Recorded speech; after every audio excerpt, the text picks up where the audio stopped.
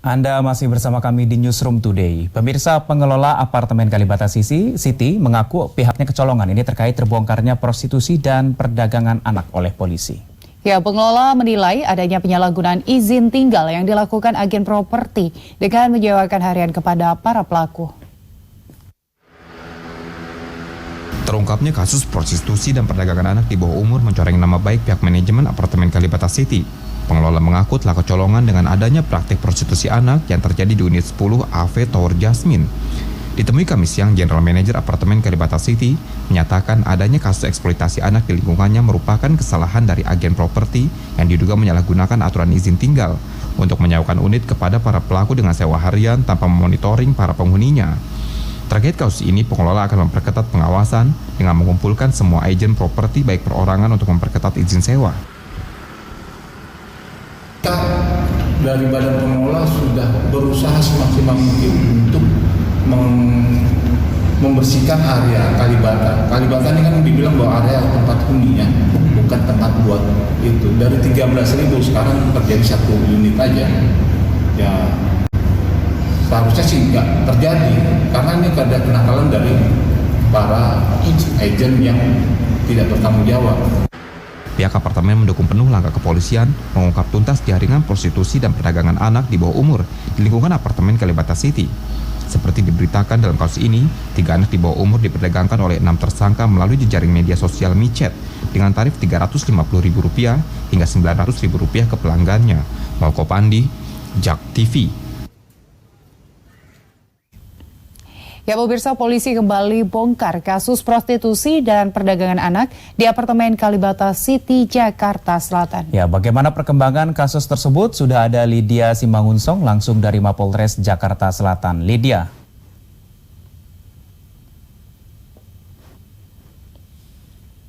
Iya, baik, terima kasih Gesmi dan juga Isakan. Belum lama ini pihak kepolisian berhasil membongkar praktik prostitusi yang dilakukan di apartemen Kalibata City, Jakarta Selatan, di mana dari praktik prostitusi yang berhasil dibongkar oleh pihak kepolisian Polres Metro Jakarta Selatan, 6 pelaku ini sudah diamankan dan juga 3 anak di bawah umur yang menjadi korban juga sudah diamankan seperti itu. Dan untuk mengetahui lebih lanjut bagaimana kronologi pengungkapan praktik prostitusi yang diungkap oleh pihak kepolisian, saat ini sudah bersama dengan saya Kasat Reskrim Polres Metro Jakarta Selatan AKBP M. Irwan Susanto. Selamat malam Pak, apa kabar Pak? Selamat malam Mbak Lydia. Pak, ini bisa dijelaskan seperti apa awal kronologi pengungkapan praktik prostitusi yang melibatkan anak di bawah umur yang dilakukan di apartemen Kalibata City Pak?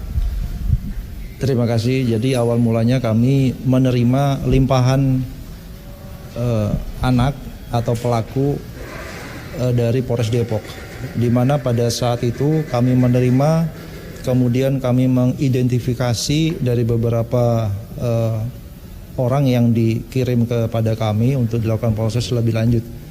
Awalnya kami menerima bahwa ada orang hilang di Polres Depok, kemudian melakukan upaya-upaya ditemukan di apartemen Kalibata lantai 10.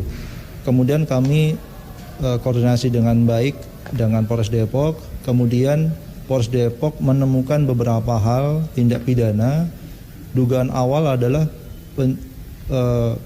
penganiayaan terhadap anak, kemudian perdagangan anak, kemudian eksploitasi seksual yang dilakukan oleh beberapa orang yang ditemukan pada saat kejadian.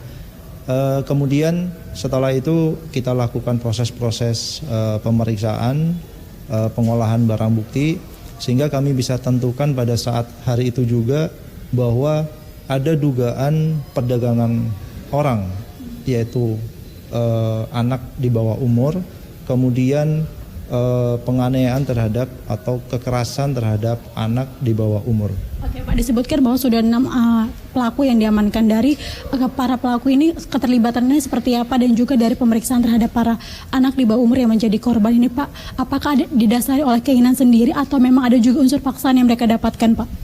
Baik. Dari ke-6 yang kita amankan, kami perlu sampaikan bahwa 2 tersangka itu dewasa, kemudian dilakukan penahanan seperti biasa.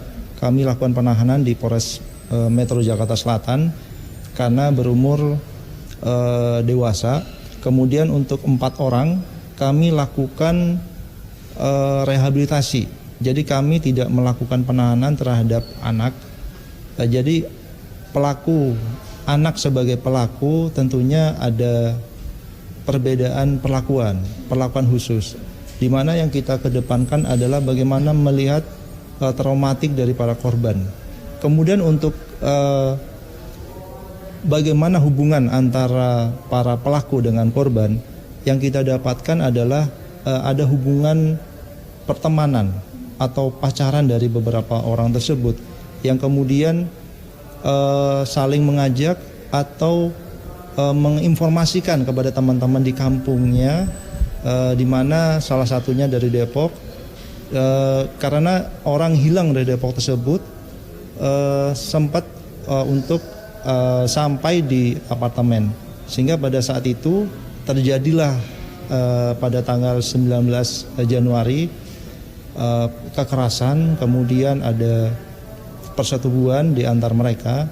Kemudian tidak lupa bahwa ada eksploitasi seks di mana dengan menggunakan aplikasi yaitu micet.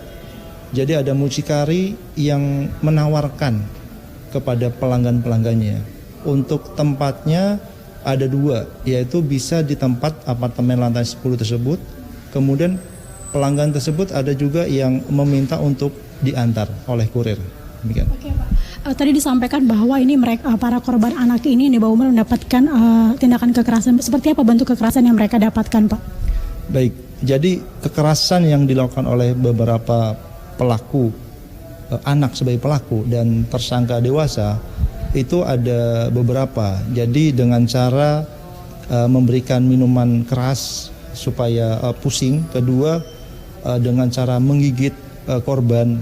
Kemudian dengan cara menampar, mengikat, kemudian memukul pada bagian kepala. Sehingga pada saat kejadian tersebut tentunya yang bisa kita lihat ada sedikit kekerasan yang dilakukan. Kemudian kelanjutan dari hal tersebut tentunya ada bentuk proses jika ada pesanan, maka kurir dari beberapa orang pelaku tersebut melakukan proses diantar atau bisa dilakukan di tempat di mana lantai 10 tersebut.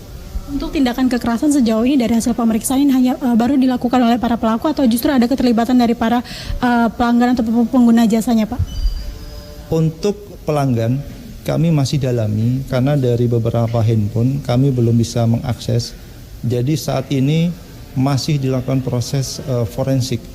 Jadi kami nanti akan analisis sejauh mana percakapan micet tersebut antara mucikari dengan para pelanggannya. Untuk keterangan sementara ini yang kita dapatkan bahwa kekerasan itu baru dilakukan oleh pelaku atau tersangka yang 6 orang tersebut. Baik Pak, tadi disampaikan bahwa aplikasi yang digunakan adalah micet. Sudah berapa lama praktek prostitusi ini dilakukan oleh para pelaku, Pak? Dan juga berapa tarif yang diberlakukan, Pak?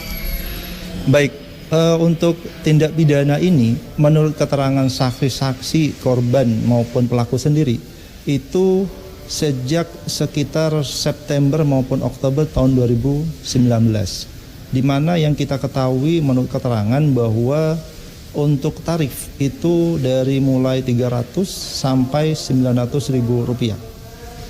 Oke, lalu untuk para pelaku ini dijerat dengan hukuman berapa lama, Pak? Baik, untuk perlindungan anak itu kami jerat dengan beberapa pasal di mana dengan ancaman hukuman paling lama itu 10 tahun. Kemudian yang kedua, kami juga lapis dengan Undang-Undang Perlindungan Ulangi Perdagangan Orang, di mana dalam ancaman hukuman tersebut paling lama ada 15 tahun. Demikian. Sejauh ini sudah sejauh apa Pak layanan praktek prostitusi yang dilakukan oleh para pelaku ini, dan juga dari hasil pemeriksaan bagaimana penanganan terhadap anak-anak yang menjadi korban, Pak?